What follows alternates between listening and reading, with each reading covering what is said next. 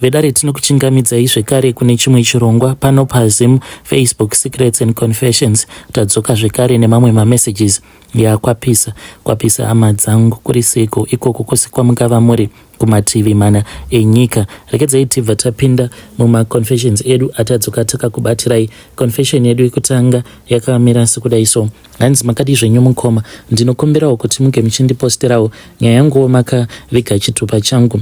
Inini ndiri mudzimai uye zvekare ndine makore 36 years ekuberekwa. Ndine vana vangu vatatu, 2 from the first marriage then 1 from the second marriage. So mukomanashi ndakati ndapinda mumarriage yangu yekutanga ndakangozviudza kuti since me and my ex-husband we were both still very young, yainge iri issue yematurity.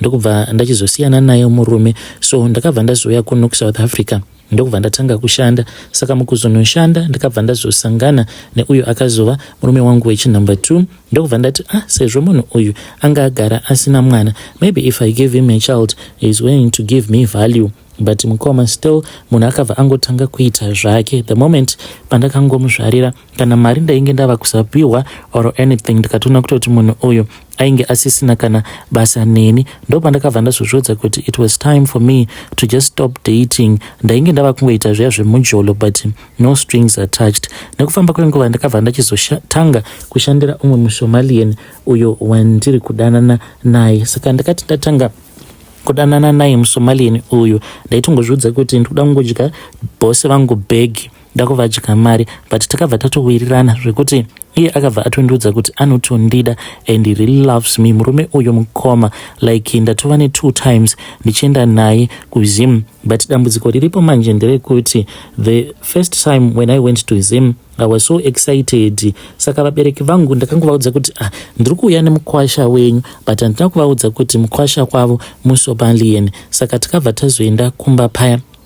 Ndakaona kana mareaction evanhu vakashamisika tichiburuka mumotikari. Vanhu vakazongonyepedzerawo sekunge vainge vachifara zvavo because tainge tauyawo tiine magroceries nei taitova netrailer andokubva vamugamuchira. But amai vangu vakazoti tawana mukana paya vakabva vazotaura neni, vakabva vati ivo vainge vasingakwanise kumugamuchira murume uyo wandinodanana naye semukwasha kwavo. Ndikati zvimwe kuda vachiri vakatsamwa, maybe vachazoita zvavo right, vachapora. But mukomanashi, it has been a very long time and my parents vakatondiudza kuti handifanira kuti ndige ndichimuzvarira murume uyu, in which I have been trying to do that. Saka iye anogara achindibvunza kuti iwe why is it usiri kuita mwana, but hazvizii manje kuti ndinotoenda ndichinobayiwa madhepo in secret because vabereki vangu vakanditi kana ukangogara wamuzvarira muSomalian uyu mwana uchaita chiseko chenyika, uye zvekare isusu panapa hatikwanisi kuti tinge tichizokugamuchira, ende vana vako unofanira kuti unge uchizovatora vana vako wobva wagara navo kuSouth Africa ikoko, in which I cannot do because pamba pacho patinogara nemuSomalian wangu uyu pakaita pafamily house. Saka kuti ndige ndichizounzawo vana vangu zvinokwanisa kuzoti netsei. Saka ndikudawo kuti mhuri yeZimbabwe inge ichindibatsirawo. Ndoitawo sei? Ndoramba ndichidanana naye here muSomalian wangu uyu kana kuti ndosiyana naye? Apa iyewo nekusaidi ari kunditi prove to me kuti unondida, chindiitira mwana, look at all the things that I have done for you. And zvechokwadi, this man, he has done a lot of things for me. Saka ndikudawo kuti mhuri yeZimbabwe inge ichindibatsira. Ndichange ndichizotevererawo mucomment section. Vedare ndo message iyo yandakatumidzirwa ichibva kuna vanzvadzi vedu. Ngatizame kuti tinge tichitaura navo vanzvadzi vedu ava mucomment section. Zvakangooma hazvo vedu we. Hanzi vabereki vangu vari kuramba kugamuchira mukwasha wavo nekuda kwekuti iye hanzi muSomalian. Hanzi ukangogara waita mwana nemuSomalian iyeye uchaona kuti unenge uchisekwa sei. Saka ngatizame kuti tinge tichitaura navo vanzvadzi vedu ava mucomment section voita sei. Hanzi ndikupiwawo pressure uku naye murume wacho kuti chindiitirawo mwana. Regedzai tibva taenda panyedu inotevera. Nyedu inotevera yakamira sekudai so: hanzi makadi zvenyu mukoma, ndinokumbirawo kuti munge muchindiposterawo nyaya yanguwo makaviga chitupa changu. Inini ndinoda kureurura kuti kuchechi nditori nechinzvimbo uye zvekare nditori elder, but mukoma ndikakuudzai kuti ndinoita umwe utsinye husingatomboiti. Ndinoitira vanhu utsinye, kungava kuri kuchechi kana kuti kune vamwe vanhu vasiri vemuchechi, ndinongovaitira utsinye still. Ende dzimwe nguva ndikaona sekunge umwe munhu muchechi anenge ava kuda kunobudirira, ndine umwe wandinowirirana naye anondibatsira, anogara achindipa mimwe mishonga yandinoshandisa. Dzimwe nguva ndinokwanisa kutoenda kuchechi ndine mushonga wandinenge ndiinawo, kana kuri kunzi panenge paine umwe anenge achinzi ndiye the main speaker of the day. Munhu iyeye kana tiine magaraji atinenge tiinawo, ndinoenda nawo mushonga uyo wandakapiwa wekupedza munhu simba. Saka anototi akamira pamberi pevanhu paya, zvose zvaanenge achida kutaura munhu anosvika pakuzvikanganwa. Ndingangoti ndakatoredzerawo amai vangu nekuda kwekuti ndo zvavainge vari. Mukoma ndakasvika pakusungisa even maid wangu ndakamusungisa mushure mekunge ndamunzwa one day achindinyeya. Ndainge ndabuda, saka pandakabuda mukoma ndakabva ndazodzoka, but iye manje ainge ari kuseri kwemba akagara zvake ari pafoni, saka haana kundinzwa. Ndokubva ndazonzwa manje achitaura ari pafoni achindinyeya. Hamenoti ainge achindinyaya nani because akaramba kundiudza. Ndikabva ndati uyu ndiye wandichagadzirisa. Ndakabva ndazomuti one day ndainge ndichida kuti ndinge ndichienda naye kumall, so ndakazofamba naye nedzimwe nzira dzandaitoziva kutoti kana tikafamba takadai munhu urwu runotosungwa chete. Ende zvechokwadi takabva tazomiswa nemapurisa. Saka tamiswa nemapurisa kudaro, vainge vaine zvavainge vachida kutotibvunza. Saka ndakabva ndazotiza paya kunyepedzera kuvhunduka, then ndipo apo pavakabva vachizotanga kuti mhanyisa. Ndokubva ndamhanya ndakananga kumotikari. Vakabva vazoti muri kutizei. Ndikabva ndavaudza kuti ndainge ndichimhanyira kunotora chitupa changu nekuti ndine chitupa chemunoka. Zvino maid wangu akabva azobvunzwa kuti chake chitupa chainge chiripi, wanikwe language dololo, passport dololo, kochitupa dololo. Ndokubva atosungwa. Ndakafara sei because it was towards month end pandakazozviita zvinhu izvi. Hey vedare, ndo message iyo ndakatumidzirwa ichibva kuna elder avo. Ngatizame kuti tinge tichitaura navo elder ava mucomment section. Rekedzai tibva taenda panyedu inotevera. Nyedu inotevera yakamera sekudai so. Hanzi makadi zvenyu mukoma, ndinokumbirawo kuti munge muchindiposterawo nyaya yangu makavikawo chitupa changu. Nemurume wangu tiri kuraramawo tiri kuno kukumiri kwemakungwa, but hatina kana 3 years kubva zvatakauya kuno. Zvino pava neproblem ndepekuti murume wangu patainge tichiri kuSouth Africa, he was like the only breadwinner in his family as well as in my family. Saka tauya kuno ndakatoti Mwari makanaka, at least amai vangu vachakwanisawo kuraramawo upenyu hunenge huri nani, even his parents as well. Zvino takati tava kuno for the first time in my life, murume wangu akabva anditi handiti wewe unoshanda. Ndikati yes baby ndinoshanda. Akabva ati saka zvinoreva kuti umwe noumwe anofanira kuti anga achizomira nezvake, nyangwe kudenga umwe noumwe achanomira nezvake. Saka mira nezvako ndichamirawo nezvangu. So I did not understand. Then ndakabva ndachizoona one day mufoni make kuti ainge akabva mukutumidzira amai vake message. Ende nazvino amai vake havachatombotaure neni, vanongotaura nemwana wavo directly, in which zvinhu zvekuti zvinondirwadza. Ndakabva ndatarira ndikaona kuti murume wangu ainge atova nenguva achingotumidzirana mari naamai vake.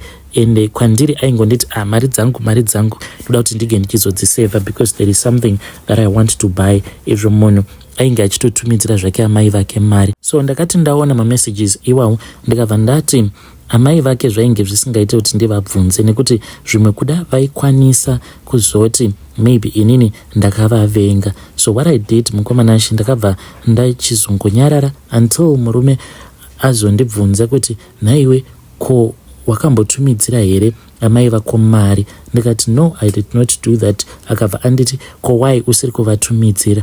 Ndikabva ndati ndanga ndakamirira kuti titange taronga sezvataigara tichingoita mazuva ose, especially patainge tichiri kuSouth Africa. Akabva anditi kwengava ndakakuudza kuti umwe noumwe ava kumira nezvake, inini vangu amai ndakavatumidzira mari 1. Ndobva tatanga kunetsana paya takanetsana kwenguva refu. Then mushure mekunge tanetsana kudaro ndipo apo paakabva azondituka akabva anditi inini handina time yekuswera ndichidyiwa nehama dzemukadzi. Ndakadyiwa, makandidya mhani vanhu imimi kuti kutanga kudyiwa tichiri mukomana nemusikana, since inini naye takamboita nguva tichigara umwe kwake. Saka ndaimudzawo maproblems angu achanditumidzira mari. Saka akabva atanga kundituka kuti wakandidya mhani kubva tichiri mukomana nemusikana, zvonosvika ndizvonokuroora, hama dzako hadziguti seiko. Apa ainge achitondituka, achitotuka amai vangu nezvinyadzi. Akasvika kundituka inini, achituka kunyangwe neapo pandakabuda napo. Zvinova zviri zvinhu zvokuti zvinondirwadza. Zvino mhuri yeZimbabwe ndodawo kuti munge muchindibatsira. Ini ndanga ndafunga kuti nemurume tinge tichienda hedu paseparation, handisati ndamuudza. Chinondirwadza ndechekuti anototaura naamai vake, and anoti kana ava kutaura naamai vake, ivo vamwene vangu at all the times vanototanga vatombobvunza kuti komuroora aripi, ende vachibvunza kuti komuroora aripi musambofungidzira kuti vanenge vachida kutaura nini, because iye kana akati uri pano muruda kutaura naye here, then ivo vanobva vatodropa call. Saka vanoti kana vadropa call kudaro, then iye anobva azoenda kune imwe room vobva vatanga kutaura. Vanotaura kani zvekuti vanokwanisa kutaura for more than 2 hours vachingoronga chete, uchingonzwa munhu achironga naamai vake. Saka ndiyo nyaya iyi iri kuitikawo kwandiri mukoma, iri kuitika mumarriage mangu. Saka handizivi, ndanga ndambofunga kuti zviri nani kuti ndinge ndichienda hangu paseparation, because zvinhu zvinongorwadza so kuziva kuti murume iye ava kuprioritiza kuronga naamai vake, uye zvekare akandiudza kuti haachakwanisi kuti ange achizobetserana neni mukuchengeta kwatainge tichiita vabereki vedu, tichingoti kana tiine mari yatinenge tiinayo mumba inenge iri yedu tose. Iye ari kuti ndine mabills angu andiinawo, and in which I have to prioritize zvinhu zvandinoda, uye zvekare nemubereki wangu. Newewo learn to prioritize your own mother. Ndakatombozama kuti ndinge nichitumidzira amai vake mari. Mukomanache, no thank you, no what, even for my husband. Pandakamuudza kuti ndatumidzira mama mari, hana kana kumbondibvunza kuti ndainge ndavatumidzira mari, akangoramba zvake akanyarara. Vedare ndo message iyo yandakatumidzirwa ichibva kuna ndo message yandakatumidzirwa ichibva kuna vanzvadzi vedu. Ngatizame kuti tinge tichitaura navo vanzvadzi vedu ava mucomment section. Zvakangoma hazvo veduwe, regai vatenda panyedu inotevera. Nyedu inotevera yakamira sekudai so. Hanzi makadi zvenyu mukoma, ndinokumbirawo kuti munge muchindiposterawo nyaya yangu makavika chitupa changu. Confession yangu yakamira sekudai so. So mukomanashe, isusu kumba kwedu tainge tiine maroja maviri apo pandainge ndichiri form 2. Saka pamaroja awa mukoma painge paine vamwe vacho vainge vachigara kucottage. Then vabereki vangu vakabva vachizodivide main house such that we were only using 3 rooms. Saka pane vamwe vakazouya ndobva vazotanga kugara pamba pedu, vainge vachigara mudining. Vanhu ava pavakatanga kugara pamba pedu, vainge vaine tarisiro yekuti mari vachazoita mari, but kana motikari vainge vasina. Vaingoitawo kumwe upenyu hwauya hwekungotsanzadzira iri kiya. Ende ndaitoona sekunge vabereki vangu vainge vachitofadzwa nazvo, because dzimwe nguva vaikwanisa kutotamburira mari yerent, zvokuti vaizotobhadhara mari yerent mushure mekunge vazotonetswa nevabereki vangu vachinzi tinokubuditsrai zvinhu panze, vobva vazoenda vobva vazonokwereta. But ndakaona kuti zveshuwa Mwari variko, because murume wacho akazoti aenda kuchikorokoza, akatoenda nemwana wake uyo ainge aine 12 years koma, hanzi ndiye akabva azonobata bhandi racho ndokubva vazoita mari. Pasina kana time vakabva vazotenga motikari. Kubva ipapo vabereki vangu ndopa vakabva vachizotanga kuvaitira utsinyi, vakabva vatovakwidzira mari yerent. Then vaya vakangoramba vakagara pamba pedu, but mukoma ini ndinofungidzira kuti zvimwe kuda dai vakangobva zvavo pamba pedu, pamwe mwana wavo angadai asina kuzourawa nevabereki vangu. So mwana uyo ainge aine 12 years. Amai vangu one day vakangoya vaine t-shirt, and ndakabva ndatoona kuti t-shirt iyoyo yainge iri t-shirt yake because yainge iri yeChelsea. Ndo mazuva aya Drogba paainge achiri kutambira kuChelsea, saka aigara achingotaura nezvake Drogba. Saka amai vangu pandakavaona vakaibata t-shirt yeChelsea, ndakatovabvunza kuti ko t-shirt iyi haisi yaTawanda here, not his real name? Vakabva vati ndeyake. Ko zvinei newe mukomanashi? T-shirt iyi vakabva vachizoenda nayo kune vamwe madzibaba because isusu tinonamatawo chechi idzodzi dzechipostori. Takatoti tichitoenda kuchechi, amai ndakatovaona vainge vainayo t-shirt iyoyo.